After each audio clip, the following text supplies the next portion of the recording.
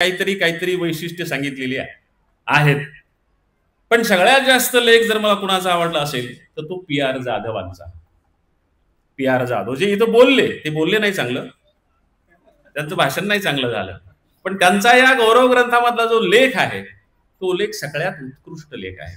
कारण त्या एका लेखामध्ये समग्र सुभाष जाधव त्यांनी उभे केलेले आहेत. शाळेमध्ये हा माणूस काय करत होता, त्याचे बारीक बारीक बारीक बारीक तपशील, ते तपशील महत्वाचे असतात. काय करत होता तर विद्यार्थ्यांनी केशरचना कशी करावी त्याला जवळ बोलून सांगत होता, किंवा तुझी केशरचना अशी आहे, असं नको, हे असं असायला पाहिजे.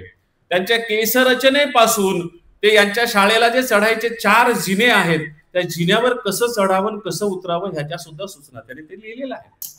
की होळीच्या दिवशी संपूर्ण शाळा जर रंगानं भरलेली असेल तर दुसऱ्या दिवशी हातात बादली, पाणी आणि ब्रश घेऊन ती संपूर्ण शाळा धुवून काढण्याचं काम जे मदतीला येतील त्यांना घेऊन जे